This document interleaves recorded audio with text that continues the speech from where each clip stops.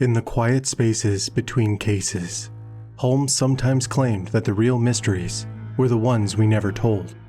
Forgotten names, unsolved threads. But some stories, some wounds, won't stay silent. This is one of them. It began with blood on my floor and ended with a man who was never supposed to walk away. Tonight's investigation, the adventure of the engineer's thumb.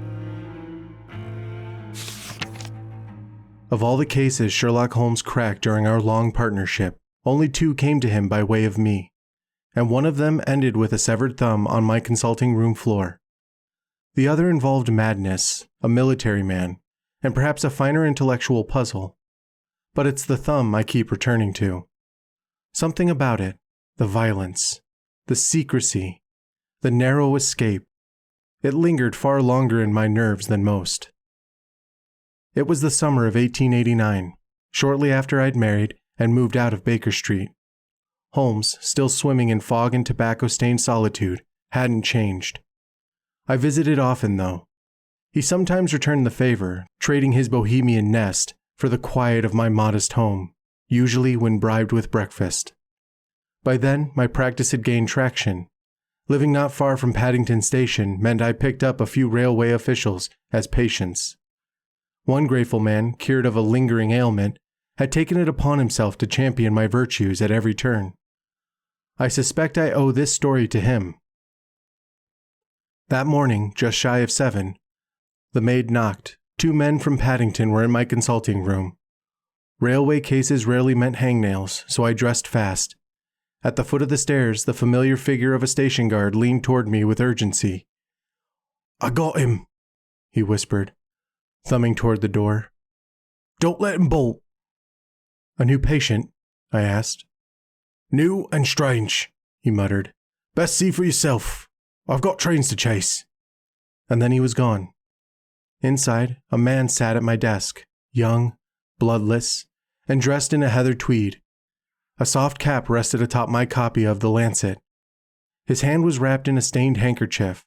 The blood had dried in streaks, but not long ago it had flowed freely. "I'm sorry to wake you," he said. "I had a serious accident overnight. The guard helped me find a doctor, and here I am." He nodded toward a card on the table. I picked it up. Victor Hatherley, hydraulic engineer, 16A, Victoria Street, 3rd floor. I took a seat, watching the color drain further from his face. "You came in by train, I take it?" "My night was far from monotonous," he replied, and laughed. Not a chuckle, not a nervous titter. He howled, leaning back and clutching his sides, the sound sharp and hollow like the clatter of steel against tile. The kind of laugh that made my pulse jump and my instincts roar. "Stop," I said firmly, pouring water into a glass. But he was already collapsing into a storm of hysteria. Eventually, trembling and pale, he regained composure. "I made a fool of myself," he gasped. "Not at all. Drink this." The brandy helped. Color returned to his cheeks. "That's better," he sighed. "Now, doctor, if you'd kindly see to the place where my thumb used to be." He unwrapped the cloth and extended his hand. Even I flinched. 4 fingers protruded stiffly. Where the thumb should have been, nothing. Just a red sponge of muscle and torn flesh. "Good God!" I muttered. "You've lost a great deal of blood." "I passed out when it happened. Came to in the woods, still bleeding. Tied it off with a twig and this handkerchief." "You're no stranger to trauma," I said, cleaning the wound. "This wasn't done by accident." "Not in the least," he replied. "Someone meant to kill me." "You horrify me," I said. There was no need for dramatics. The thumb, or its absence, had spoken volumes. I worked quickly, sponging away dried blood, cleaning the jagged surface with steady hands. The wound was ugly, raw and uneven. Not the product of precision, but rage. As I packed the space with cotton and secured it with a carbolized bandage, Hatherley remained still. He didn't wince, but his jaw locked and his lip bled from how hard he bit it. "How's that?" I asked once the dressing was firm. "Between your brandy and your bandage," he muttered, "I feel like a new man. A newly minted, somewhat lopsided man." I allowed a ghost of a smile. He had composure, and pain tucked tight beneath it. "You've been through hell," I said. "Not yet, just the gate." He leaned forward, eyes sharper now. "But I need to walk someone through it before the details fade." "You'll need to tell the police." "Oh, I will," he said. "But let's be honest, they won't know what to do with it. It's too strange. I only have this." He raised his bandaged hand. "This, and memories that I wouldn't trust on paper." "Then speak to Sherlock Holmes." He looked up sharply. "I've heard of him." "Good. Because if there's anyone who can unravel the mess behind your thumb, it's Holmes. And I won't just send you, I'll take you there myself." Relief flickered across his face, chased by renewed urgency. "I'll come, but not just to report. I need someone to understand." "Then you've chosen the right person," I said, rising. "Holmes doesn't do sympathy, but understanding. He practically breathes it." I stood, slipping into my coat. "We'll take a cab to Baker Street. Holmes will still be up, likely buried in pipe smoke and misery. If we hurry, we'll catch him before breakfast." Hatherley nodded. "I won't feel settled until I've told it. Not just the facts, but the weight of it." His expression was lean with exhaustion, but behind it burned a need. Urgency knotted with something like shame. I knew that look. Trauma, unspoken, had a way of turning inward. I stepped briefly upstairs to inform my wife. In moments, we were outside, climbing into a hansom as the morning light began to creep across London's brick and stone. Baker Street was still drowsy when we arrived, but Holmes was exactly as I expected. Dressing gown wrapped around him like a monk's robe, pipe in hand, and the Times agony column spread across his lap. The room smelled of tobacco, newsprint, and yesterday's thinking. "You've brought blood," he said without looking up. "Not mine," I answered. Holmes shifted his gaze to Hatherley. "Sit, engineer. The sofa has caught far stranger things. Watson, eggs and rashers?" I rang for breakfast. Holmes sorted pipe ash on the mantelpiece while our guest eased down onto the cushions, eyes flicking from violin to fireplace, trying to understand the kind of sanctuary he'd stumbled into. Over a hot meal and shared silence, his color returned. Holmes barely touched his plate, content to sip dark tea and observe. When the plates were cleared, Holmes placed a pillow beneath Hatherley's arm and slid a glass of brandy and water into reach. "You've had quite a night," he said simply. "Tell us everything. Stop if it overwhelms you, but don't hold back." Hatherley nodded once. "Thank you. I believe breakfast has completed the cure." He looked toward me. "I'll take up as little of your time as I can, but what happened wasn't normal, and I can't carry it alone." Holmes leaned back into his chair, lids heavy, expression unreadable. A mask, always. And then Hatherley began. "I live alone. No family, no legacy, but the one I build myself. I'm a hydraulic engineer by training. Been in it 7 years." He glanced down at his bandaged hand. "Or I was." Holmes nodded once, eyes half-lidded, waiting, not impatient, but unyielding. "After my apprenticeship, I inherited a modest sum from my father's estate. Not much, but enough to start a solo practice, so I rented chambers on Victoria Street, printed letterhead, and waited." He exhaled. "And waited." Watson and I exchanged a glance. I knew what that silence meant, the kind that eats optimism by the hour. 2 years in that office. 3 consultations, 1 small job. That's it. £27 10 shillings. That's not just failure, that's obscurity. Holmes murmured, "Until yesterday." "Just as I was packing up, my clerk tapped in. Said a gentleman was downstairs. Brought up a calling card. Colonel Lysander Stock. Moments later, the man himself appeared." "Describe him," I said. "Thin. Too thin. Cheekbones sharp. Skin stretched taut, but not sickly. Eyes bright, posture firm. Dressed plainly. Move with conviction. His accent had a German edge, but not enough to pin." "And his offer?" Holmes asked. "He said I'd been recommended for my professionalism, but what mattered most was discretion." "Always a promising sign," Holmes quipped. Stock knew I lived alone, that I had no close ties, said he had a pressing commission and absolute secrecy was required. And did you agree?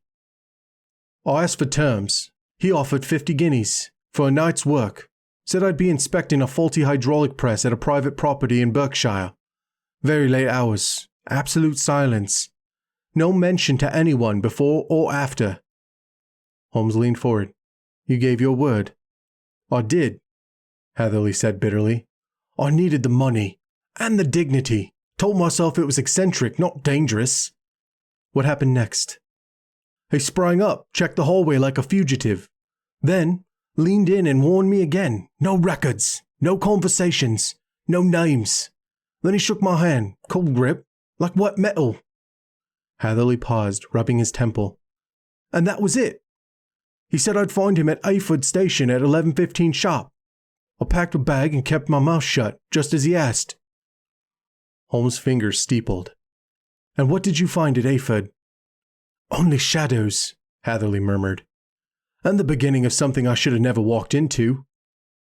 I arrived at Ayford Station just past 11, Hatherley said, his voice slowing as if retracing the moment frame by frame. It was empty, no passengers, just a sleepy porter and a single gas lamp painting shadows on the bricks. The word alone hung in the air. As I stepped out, Stock was waiting in the dock. No greeting, just a firm grip on my arm and a carriage door swinging open. Holmes shifted in his chair. One horse? Yes, chestnut, fresh, coat glossy. I noticed it as I climbed in. Curious, Holmes murmured. Continue. The windows were frosted. I couldn't see a thing. Stock sat beside me, silent as stone. The ride lasted an hour. He'd said 7 miles. This felt like 12. The roads were terrible, jarring and wet. Every so often I tried to make conversation. He answered in single words, like yes, no, perhaps. That's it. And the house. We stopped on gravel, and he pulled me straight from the carriage into a porch. No view of the building. Just inside. Hatherley's eyes drifted. Pitch black. No candles, no voices. I fumbled for matches like a man unfamiliar with his own home. A strange host, I muttered. Then the door at the end of the hall opened. A line of light spilled out, golden and sharp, and a woman appeared. He paused. She was beautiful. Yeah, but terrified. Held the lamp like it might ward off something. Said something in German. Stock answered with a grunt. She flinched hard. Almost dropped the lamp. Holmes lifted an eyebrow. And she... He whispered something to her. She retreated like a shadow, swallowed by the room. Then he turned to me and gestured toward a door. Wait here, he said. Won't be long. Hatherley leaned forward. It was a quiet room, small, plain. German books scattered on table. No windows, shutters barred tight. Just a harmonium near the door, and silence. Watson spoke softly. You stayed. I did, Hatherley replied, and I waited for silence to grow teeth. Time crept. The silence in that narrow room wasn't peaceful. It was the kind that listens. Outside, the old clock ticked like distant footsteps. The only proof the house hadn't swallowed me whole. Then the door moved. No sound, just slow motion. A sliver of hall revealed behind the wood, shadows crawling in its wake. She stood there, the woman. The same from before, only now her face was taut, frightened, lit by the yellow lamplight spilling across the floor. She didn't step inside. She didn't speak at first. She raised one hand, fingers trembling, and placed it flat against her chest. The other gestured sharply. Go. Leave. Now. I rose slightly. Madam? Her voice was barely audible, cracked with strain. I would go. Should not stay here. There is no good for you. I blinked. But I haven't finished the inspection. I came for the machine. She glanced down the hall. Fear shivered across her features. Not worth your while. You can pass through the door. No one hinders. Go, now. I felt myself waver. Her eyes weren't dramatic. They were pleading, honest, and deeply afraid. But pride is a stubborn thing. "I can't leave," I said, steadier than I felt. "I'm here for a reason. I haven't earned that fee." The tension in her snapped. She stepped forward, voice rising just above a whisper, hands clasped together. "For the love of God, please, leave, before it's too late." And then footsteps above us. A door slammed. Voices murmured, one heavy, one soft. She froze, threw up her hands in despair, and vanished again, the hallway swallowing her like a closing curtain. Then the men returned. Stark first with his lamp, followed by a thick-set man with a chinchilla beard and a face pulled into a permanent scowl. "This is Ferguson," Stark said flatly. "My manager." He looked toward the study door. "Odd. Thought I left that shut. You must have felt a draft." I met his gaze. "I opened it myself. The room felt close." He stared for a beat too long. "Very well. Time for business." Ferguson didn't speak. Stark gestured for me to follow. We climbed staircases that twisted like broken ribs. The walls peeled. The floorboards creaked under every step. The air thinned. Not once did I see another living soul. And then we reached the machine. The door they led me through was low and narrow, more crawl space than chamber. Inside, the air was damp, metallic. The ceiling loomed overhead, flat and black. The walls were wood, but the floor, iron. Cold, grooved, and stained. "This is all press," Stark said. He stepped inside. I followed, uneasy. "Compact, powerful. Enough force to crush stone to powder, or drive water through a wall." He gestured above. "That slab there. That's the descending piston. Several tons of pressure." I glanced up, instinct tightening in my chest. "And if someone were unlucky enough to be inside when it activated?"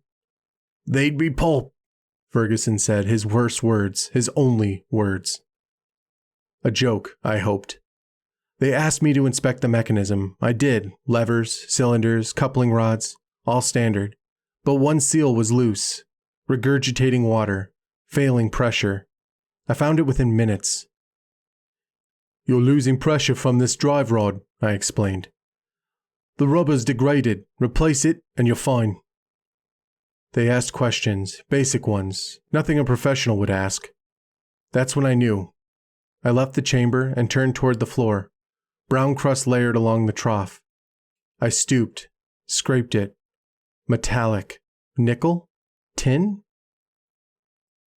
"What are you doing?" Stark asked behind me. His voice had changed. No longer curious, now sharpened. "Inspecting your Fuller's Earth," I said, turning. He didn't smile. "You shouldn't do that."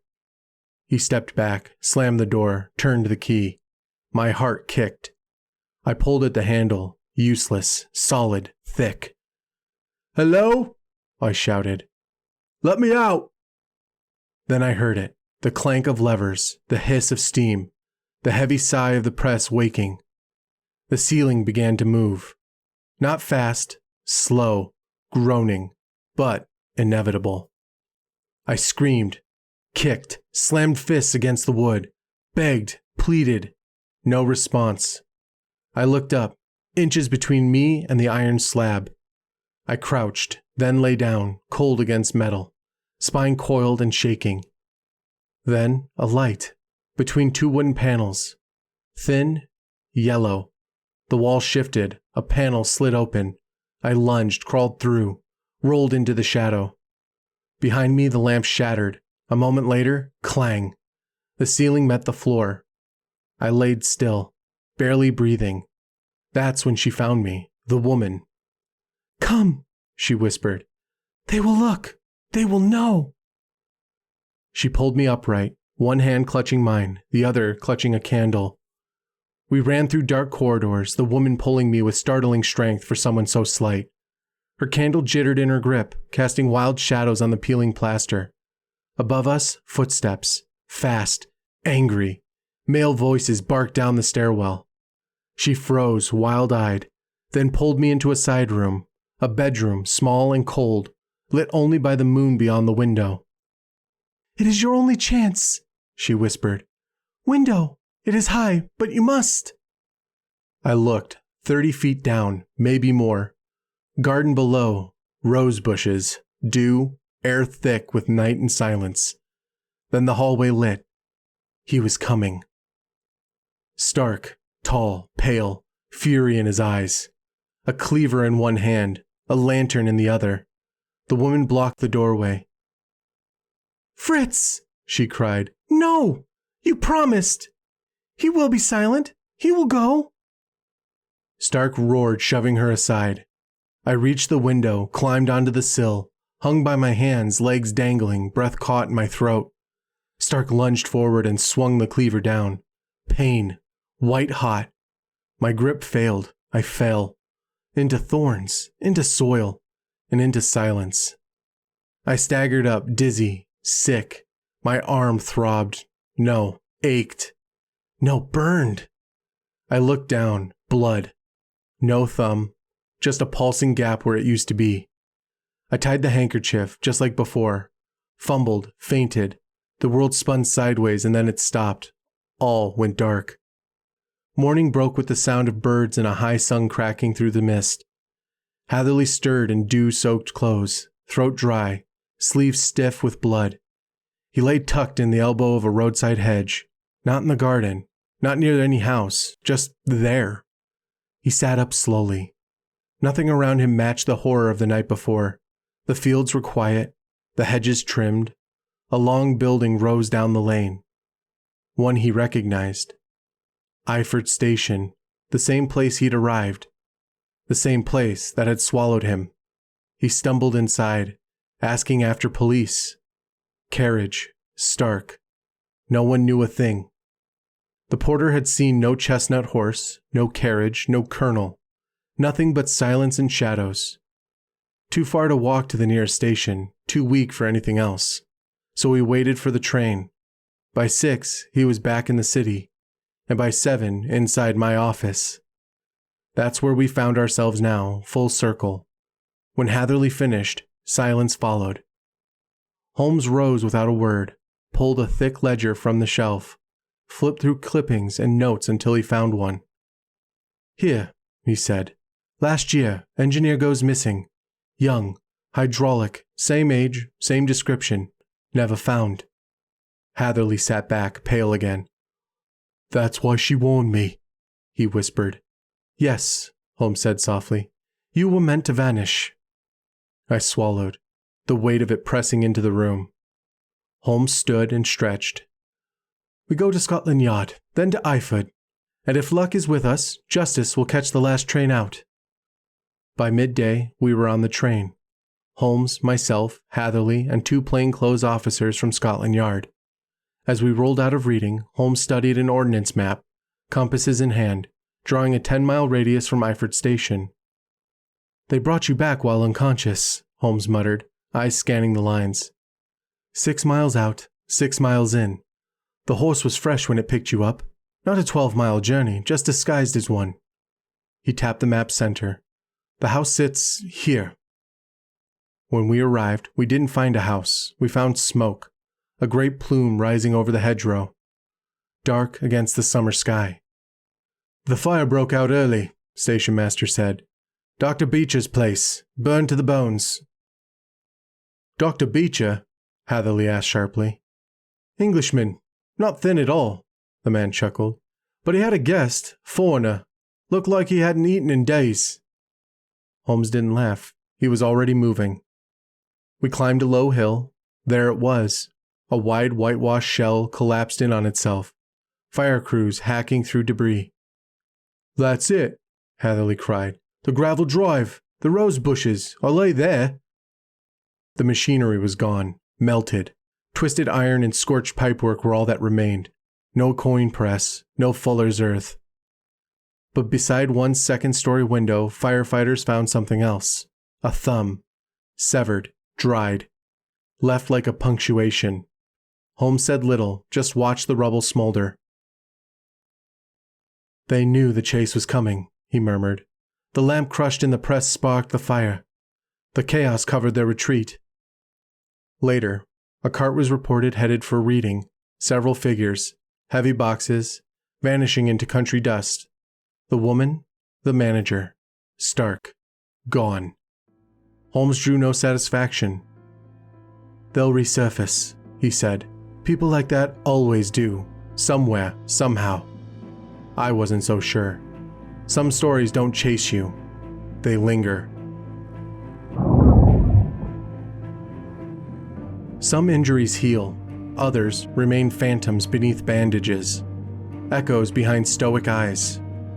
Victor Hatherley lost his thumb, but he kept his life, barely. And perhaps most remarkable, his belief in logic and reason, even after surviving something senseless. As for Holmes, he never did find Stark. Said the man's kind vanished like smoke once exposed. I sometimes wonder if that woman, the one who warned Victor, ever escaped. Her eyes stay with me more than the case itself. We catalog justice here, but not all stories end with resolution. Some end simply with survival. Thank you for stepping into the shadows with me.